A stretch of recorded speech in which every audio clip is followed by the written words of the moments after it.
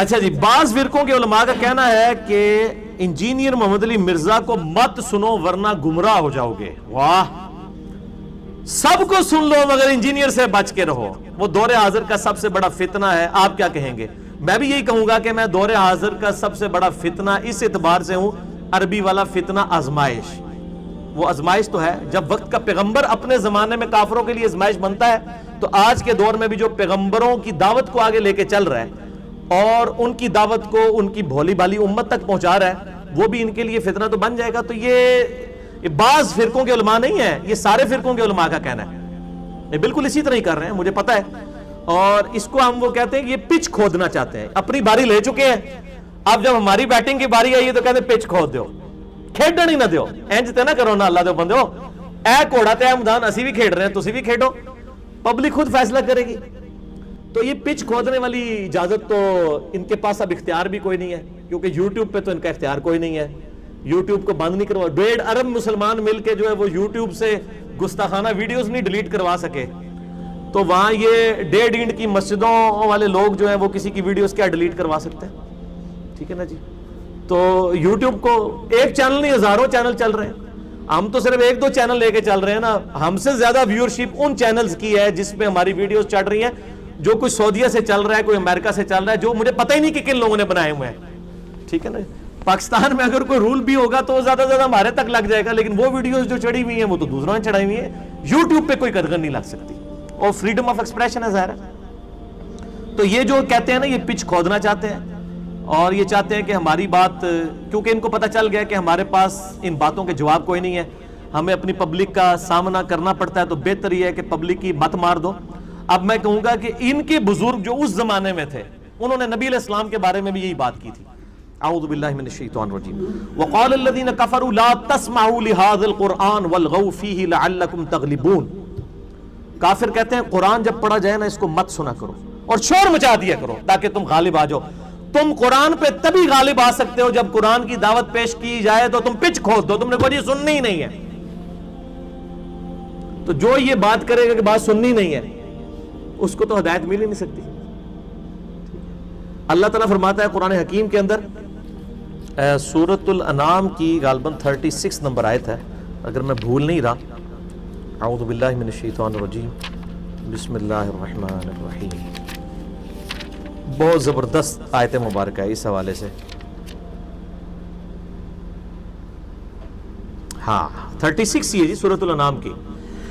انما یستجیب الذین یسمعون، حق بات وہی قبول کرتے ہیں جو بات سن لیتے ہیں. والموتى یبعثهم اللہ ثم الیہ یرجعون، اور جو مردے ہو چکے ہیں، عقل کے اندھے مردے، یہ قیامت والے دن ہی اٹھائے جائیں گے. یعنی اللہ تعالیٰ ماتا جو دنیا میں کہتا ہے نا بات سننی نہیں ہے، ان کو کبھی بھی ہدایت نہیں ملتی. اور جب قیامت والے دن پھر یہ کیا کہیں گے؟ وَقَالُوا لَوْ كُنَّا نَسْمَعُ وَنَعْقِلُ مَا كُنَّا فِي أَصْحَابِ السَّعِيرِ. کاش دنیا میں ہم نے بات سن لی ہوتی، اپنی عقل استعمال کی ہوتی، آج ہم دوستیوں میں نہ ہوتے. وہاں کہیں گے کاش سن لی ہوتی، یا کہہ رہے ہیں مت سنو، وہاں کہیں گے کاش سن لی ہوتی، آج دوستیوں میں نہ ہوتے. تو اللہ تعالیٰ ہے فَاعْتَرَفُوا بِذَنبِهِمْ، انہوں نے اپنے اصلی جرم کا اعتراف کر دیا. فَسُحْقًا لِأَصْحَابِ السَّعِيرِ، لیکن آج ان دوستیوں کے اوپر پھٹکار ہو. یہ تو تھا علمی جواب. آپ ذرا پھکی والا جواب بھی سنیں. ان سے کہیں کہ آپ ذرا ہمیں علماء حقہ کی لسٹ بنا کے دیں. ویسے تو علماء حق ہے، پنجابی میں حقہ ہوتا ہے. آپ ذرا ہمیں لسٹ بنا دیں علماء حقہ کی کہ کون سے ہیں. تو آپ کو حیرانگی ہوگی، اپنے فرقے کے علاوہ ساروں کو یہ گمراہ کہیں گے. تو اس کا مطلب ہے کہ یہ تو باقی سب کو گمراہ سمجھتے ہیں، اور ہمیں کہتے ہیں جناب یہ تو ساروں غلط کہندا ہے. اللہ دے بندے 99 قتل تسی بھی کیتے ہوئے نے. جب ایک فرقہ اپنے علاوہ سب کو کہہ رہا ہے کہ غلط ہے، تو 99 قتل تو اس نے بھی کیے ہوئے ہیں. 99 کو تو وہ بھی غلط کر رہا ہے. ہم نے کیا جرم کیا؟ ہم نے سینچری کر لی ہے کہ ہم نے کہا آپ بھی غلط ہیں. بس یہ ایک سٹیپ ہم نے طے کیا ہے. کیا کسی بریلوی عالم دین نے جو سکھا ہوں، جن کو مانا جاتا ہو، کبھی یہ سٹیٹمنٹ دی ہے کہ ہاں جی ہم طائفہ منصورہ ہیں، جنتی گروہ ہم ہیں، لیکن ہمارے جو دیوبندی اہل حدیث اور شیعہ بھائی ہیں یہ بھی ایک نہ ایک دن عذاب بھگت کے جنت میں چلے ہی جائیں گے کیونکہ ہے تو ہمارے مسلمان بھائی ہیں؟ کبھی سنا ہے یہی سٹیٹمنٹ؟ کسی دیوبندی سے سنی ہے؟ کبھی کسی شیعہ سے سنی ہے کہ جی سنی ہمارے بھائی ہیں، ایک نہ ایک دن یہ بھی جنت میں چلے جائیں گے؟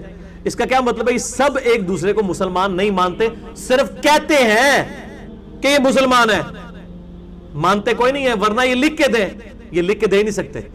یہ ٹی وی ٹاک شوز میں آگے بات کرتے ہیں. تو ان کو کہیں کہ اچھا آپ کہتے ہیں انجینئر صاحب کو نہیں سننا چاہیے, تو آپ کے کہنے پہ ہم انجینئر صاحب کو نہیں سنتے, لیکن وہ فلاں عالم صاحب تو کہتے ہیں آپ کو بھی نہیں سننا چاہیے, تو اب ہم اس عالم صاحب کی بات مان کے آپ کو سننا چھوڑ دیں؟ کہیں نہیں نہیں نہیں نہیں نہیں. تو جو چیز آپ دوسروں کے لیے پسند کر رہے ہیں اپنے لیے کیوں نہیں پسند کر رہے ہیں؟ اگر آپ کہہ رہے ہیں فلاں کو نہ سنیں تو باقی لوگ بھی تو کہتے ہیں. اور اگلا اینٹی وینم یہ لیں کہ اگر ایک قادیانی کہے کہ میں نے تو اپنے مربیوں سے سنا ہے کہ بھئی قادیانیوں کے علاوہ کسی کا درس نہیں سننا ورنہ تم گمراہ ہو جاؤ گے, تو اسے کبھی ختم نبوت سمجھ آ سکتی ہے؟ بس باقی بھی اس کے اوپر قیاس کر لیں کہ اگر ہر فرقہ اپنے اپنی ڈیڑھ اینٹ کی مسجد میں اپنے آپ کو بند کر کے کہ میں نے دوسرے کی بات نہیں سننی, اس کو کبھی سمجھ آ سکتی ہے؟ تو جو چیز آپ اپنے لیے پسند کرتے ہیں نا, اپنے بھائیوں کے لیے بھی پسند کریں. اور ہم تو کبھی بھی رسک نہیں لیتے. میری الحمدللہ پچھلے 10 سال میں جتنی ویڈیوز ہیں, ناٹ اے سنگل ویڈیو میں آپ کو یہ بات ملے گی, بلکہ میں ہمیشہ ترغیب دلاتا ہوں کہ ساروں کی بات سنیں, اس کے بعد اینڈ پہ انجینئر صاحب کی سنیں, آپ کو پتا چل جائے گا کس نے آپ کے ساتھ ہاتھ کیا ہوا ہے. ہم تو کہتے ہیں لوگوں کی بات سنیں, یہ کہتے ہیں اس کی نہ سنیں. تو ان کے کہنے سے کچھ نہیں ہونا, یوٹیوب پہ پابندی نہیں لگنی. ٹھیک ہے, وہ ہمارے آفس کے کولیگ تھے, تبلیغی جماعت سے وہ تعلق رکھتے تھے, بڑے سٹانچ. تو ایک دن مجھے آگے آفس میں کہتے ہیں انجینئر صاحب کل میں دیکھا اپنے منڈے نو انہیں تھوڑا کلپ لایا ہوا سی.